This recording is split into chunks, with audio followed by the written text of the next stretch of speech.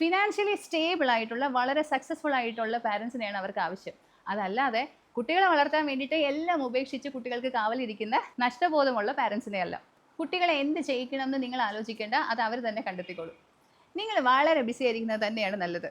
കുട്ടികൾക്ക് വേണ്ടിയിട്ട് വൈകുന്നേരം അരമണിക്കൂർ അല്ലെങ്കിൽ 1 മണിക്കൂർ സമയം മാറ്റി വെക്കുക. ആ സമയത്ത് കുട്ടികളുടെ കൂടെ നന്നായിട്ട് സംസാരിക്കുക, അവർ പറയുന്നത് കേൾക്കുക. ഇത് മാത്രം ചെയ്താൽ മതിയെന്നേ. പണ്ട് പവർ കട്ടുള്ളൊരു സമയം ഉണ്ടായിരുന്നില്ലേ? എല്ലാവരും ചൂടെടുത്ത് ഒരുമിച്ച് വന്നിരുന്ന് വിശേഷങ്ങൾ പറയുന്ന, കൊതുവിന് അടിച്ചടിച്ചിരുന്ന് അന്താക്ഷരി കളിക്കുന്ന ഒരു നല്ല തലമുറ. അത് തന്നെയാണ് നമ്മൾ ഇനി റീക്രിയേറ്റ് ചെയ്യേണ്ടത്. കുട്ടികൾക്ക് നല്ല ബന്ധങ്ങളും നല്ല രീതിയിൽ കമ്മ്യൂണിക്കേറ്റ് ചെയ്യാനും വേണ്ടിയിട്ടുള്ള ഒരു സ്പേസ് ആയിരിക്കണം വീട്. അതിന് വൈകുന്നേരങ്ങളിലാണ് ആപ്റ്റ്. പകൽ സമയത്ത് അവർ വീട്ടിനകത്ത് എന്തെങ്കിലുമൊക്കെ ക്രാഫ്റ്റ് ഒക്കെ ചെയ്ത് സമയം ചിലവാക്കും. സാരമില്ല, അവരുടെ ബോറടി മാറാൻ വേണ്ടിയിട്ട് നിങ്ങൾ വൈകുന്നേരങ്ങളിൽ വരുമല്ലോ. ആ സമയത്ത് അവരുടെ കൂടെ മാക്സിമം ടൈം സ്പെൻഡ് ചെയ്താൽ മതി. ഇങ്ങനെ കുട്ടികൾക്ക് വേണ്ടിയിട്ട് ഞാനൊന്നും ചെയ്തില്ലേ എന്ന് പറയുന്ന കുറ്റബോധമൊന്നും വേണ്ട.